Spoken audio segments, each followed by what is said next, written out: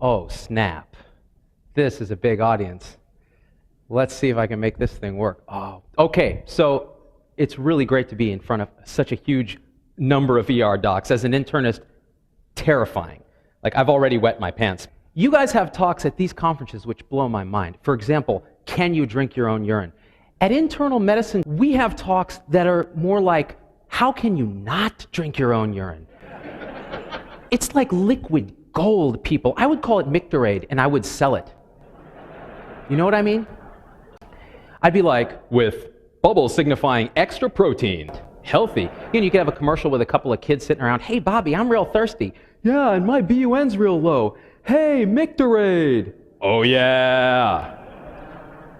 The emergency department is known for facial hair. It's also known for being really dangerous, like the crocodile hunter. Now, with Mel Herbert, I always think of the crocodile ED. You know what I mean? Like, you could imagine him with a couple of medical students walking through the ED. Crikey, mates, this guy in 3, he's got hepatitis C and HIV. We've got to do a paracentesis on this bugger.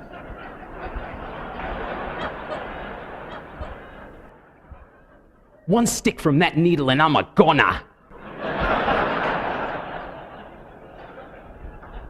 But, you guys have a certain image, and, part of that image is the swashbuckling, cowboy. It's Han Solo, Hey, laugh it up, fuzzball.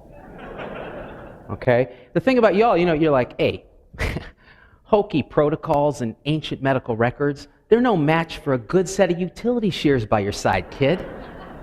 Han Solo was the first wilderness medicine doctor. I mean, look what he did for Luke when he was going to freeze to death. You know what I mean? I mean, that's extreme, people. And here's the thing for that little Jedi in your life this Christmas. The eviscerated...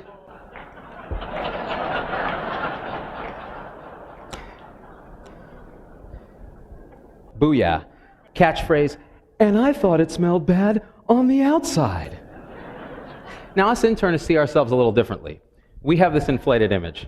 We are Obi-Wan Kenobi. Now, not young Obi-Wan where he actually did stuff, but old Obi-Wan where the most important thing he did was get himself killed. You know what I mean? He's always trying to block admissions. You don't want to admit this patient.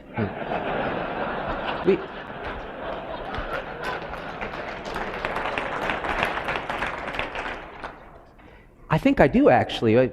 You're not concerned about the port score. Actually, we are. If you consult me, I shall just write a note more lengthy than you will ever read. The worst, though, is when you get a call from this guy. Oh, snap. You guys know what I'm talking about? You get the phone call, it's like, Pita Chile, wa puta chintiwa. And you're like, oh, you don't speak Hut? C-3PO comes out. Dr. Jabba says, suggest clinical correlation.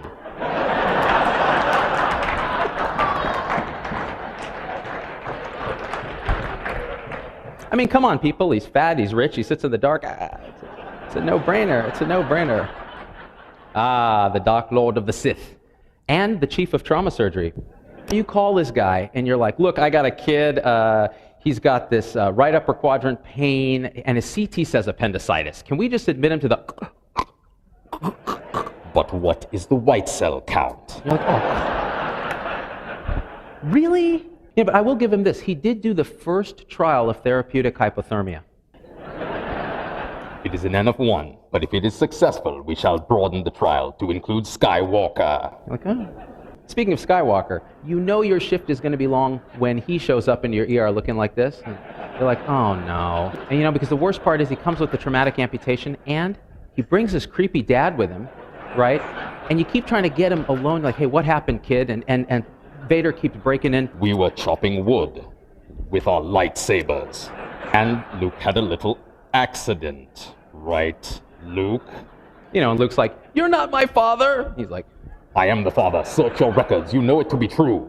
Oh, really? And then you've got to accession his lightsaber into evidence. I mean, it's a whole process, right? The worst part is when Yoda, the internal medicine guy, comes in and yells at the ER intern for giving Luke Dilaudid.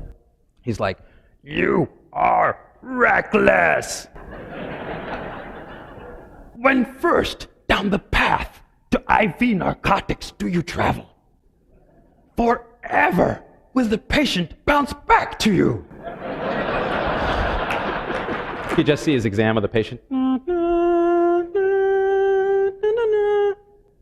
I sense much stool in you.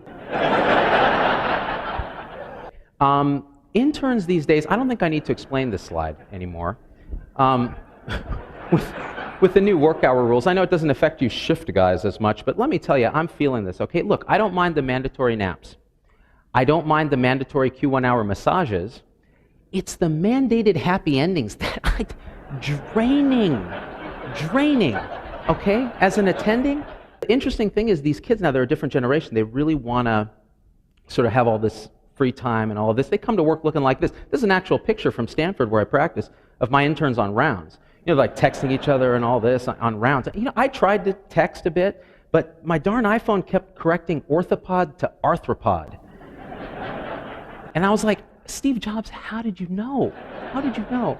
But you know, these guys, they'll text each other all day, and the problem is the abbreviations that they use. These things end up in the chart. And then Jaco comes to me, and they're like, we have a problem with this thing that your intern wrote here.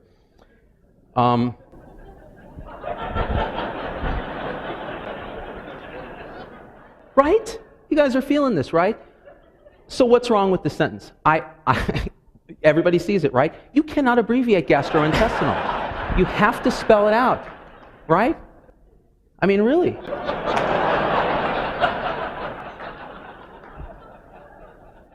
Dummies.